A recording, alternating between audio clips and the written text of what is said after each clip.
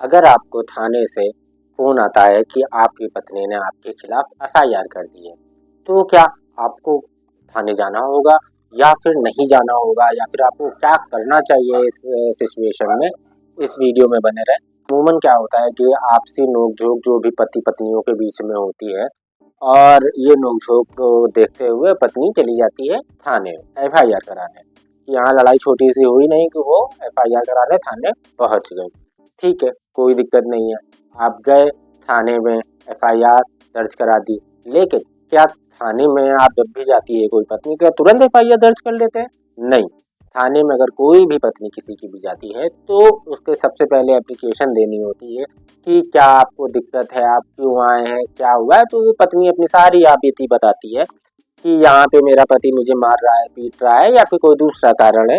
तो वो जो भी कारण होता है वो सुनता है पुलिस वाला, और उसके बाद जाकर के कहीं वो अ, उसके पति को फ़ोन करता है। अब जब फ़ोन करता है तो पति घबरा जाता है। पति घबरा जाता है कि क्या हुआ, कैसे क्या होगा, मुझे थाने में कहीं गिरफ्तार ना कर ले, या और भी अन्य चीज़ें होती हैं। तो यहाँ मैं सारे पतियों से ये कहना चाहूँगा कि आपको घबराना नहीं, क्योंकि यहाँ पे कोई बहुत बड़ा इशू नहीं है कि आप जाके थाने देखिए, क्या-क्या उन्होंने आप पे इल्ज़ाम लगाए हैं, क्या शिकायत की है आपके खिलाफ पति-पत्नी ने, तो आपको थाने जाना होता है। उसके बाद आप थाने पहुँचते हैं।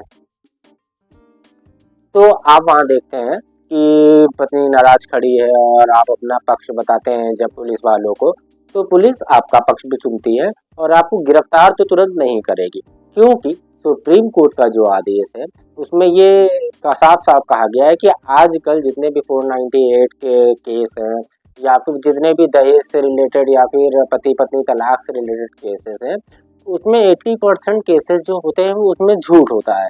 कि पत्नियां जानबूझ के पतियों को फंसा देती हैं, या फिर जो भी अन्य कारण रहे हों। तो इसमें ये देखा गया है कि बहुत ही सख्ती से पुलिस को हिदायत दी गई है कि ना पेश आए पति और पत्नी वाले मामले में। इसलिए आपको तुरंत कोई गिरफ्तार नहीं कर लेंगे। हाँ, अगर आपका मसला, आपने बिल्कुल पत्नी की खोपड़ी खोल दी है मारते-मारते, या फिर आपने बहुत बड़ा क्राइम किया है, जलाने की कोशिश की है पत्नी को, या फिर और भी थोड़ा इतना क्राइम जिससे उसकी हत्या हो सकती है, या फिर जान जाने पे बन आई है उसकी, तो उस कंडीशन में आपको शायद अरेस्ट करें। लेकिन ये छोटे आपसी विवाद, लड़ाई झगड़ा, एक थप्पड़ मार दिया या फिर गाली दे दी, या कोई भी और मुद्दा होता है, तो इन मुद्दों में आपको अरेस्ट नहीं करती है पुलिस। पुलिस दोनों पक्षों को सुनती है। पहले आपको सुनेगी, फिर उसके बाद उसको सुनेगी। दोनों पक्षों को सुनने के बाद कोशिश पुलिस वालों की यही रहेगी कि आपको सुलह करा दी जाए। 1 दिन का समय आपको वहाँ बैठाए रखेगी, दोनों के बीच जो भी डाउट्स हैं क्लियर करने की कोशिश करेगी। आप अगर वहीं पे मान जाते हैं और सुलह कर लेते हैं तो ठीक है, लेकिन अगर आप सुलह नहीं करते हैं, दोनों लोग को अगर नहीं करते हैं, तब जाकर के पुलिस एफआईआर करती है, और फिर आपको कोर्ट में जाकर के, जो भी पारिवारिक न्यायालय में जाकर के डिवोर्स की डिग्री लेनी होती है। उसकी भी लंबी प्रक्रिया है, उसके बारे में अलग से कभी वीडियो बनाएंगे। लेकिन वापस चलते हैं कि सुलह होने पे, जब सुलह होती है नहीं करते हैं, और सुलह ना करने का कारण भी क्या होता है इन लोगों का, जो भी पति पत्नी का, क्योंकि यहाँ पे आ जाता है दोनों को पति पत्नियों के बीच में ईगो। ईगो कैसे आता है कि अब आप ही सोचिए, आपकी पत्नी थाने पहुंच गई, आपका ईगो सबसे हाई होगा कि मेरी पत्नी कैसे थाने पहुंच सकती है, कैसे पहुंच सकती है, आप खुद सोचिए। उसके बाद आपका परिवार का हो, मेरी पत्ना, मेरी इज्जत, मेरे समाज की इज्जत सब बर्बाद कर दी पत्नी ने। तो पति चाहे भी वहाँ पे कंप्रोमाइज करने, तो चाह करके वो कंप्रोमाइज नहीं कर पाता है कि उसके समाज इज्जत की अब तो तलाक लेना ही पड़ेगा।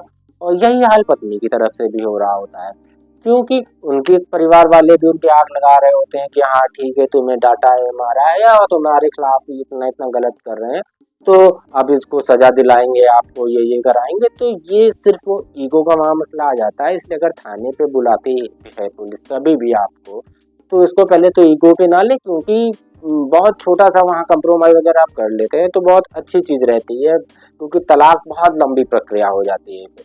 लेकिन अगर आप कंप्रोमाइज वहाँ नहीं करते हैं और तलाक तक जाते हैं, तो ओवरऑल यहाँ पति का ही थोड़ा सा दिक्कत में आता है, क्योंकि उसी को सफ़र भी ज़्यादा करना होता है, और दूसरा मेंटेनेंस और आदि जो भी खर्चे होते हैं वो भी उसी को सफ़र करना होता है।